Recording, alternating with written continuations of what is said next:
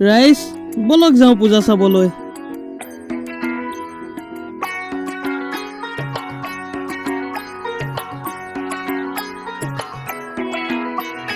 ঢাক বাজা কাসর বাজা উলু দে আর শাখ বাজা বছর পরে আবার এলো মাঝে